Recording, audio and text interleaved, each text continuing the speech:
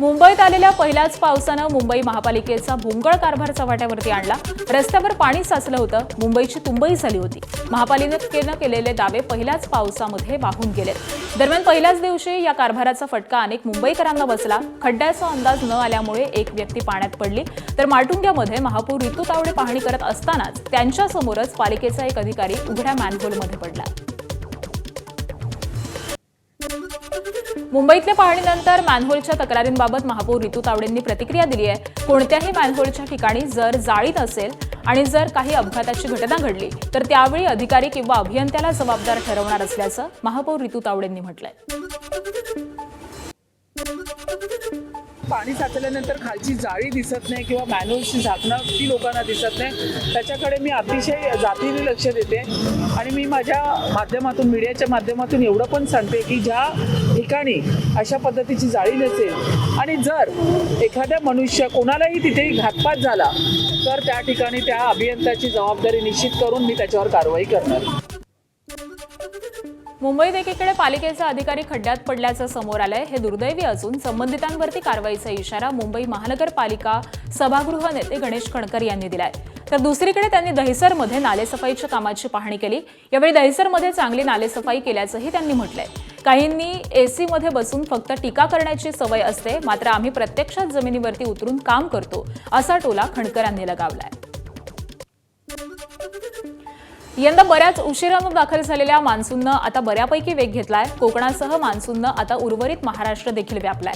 हवामान विभागानं याची अधिकृत घोषणा केली। हवामान विभागानं दिलेल्या माहितीनुसार महाराष्ट्रासह गुजरात आणि मध्य प्रदेशात देखील मान्सून सक्रिय झालाय। सध्या मान्सूनच्या उत्तरेकडच्या वाटचालीसाठी अनुकूल स्थिती आहे।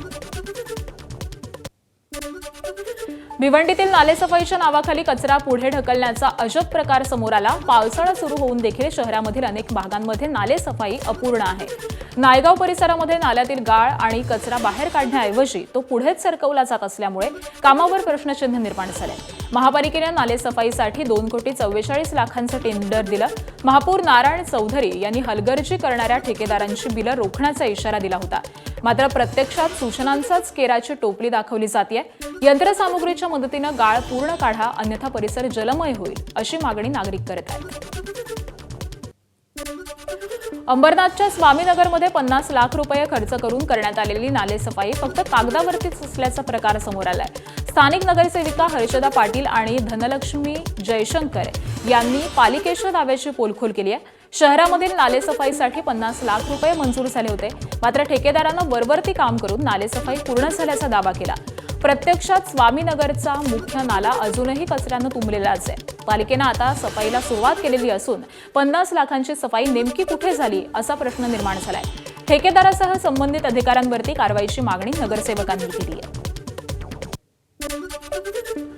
रायगडच्या अलिबाग तालुक्यामधल्या नागरिकांना पावसाचा मोठा फटका बसलाय। पावसामुळे देहेन गावाजवळच्या बंधाऱ्याला मोठं भगदाड पडलंय। या बंधाऱ्यामुळे देहेन गावाचा इतर गावांशी संपर्क पूर्णपणे तुटला।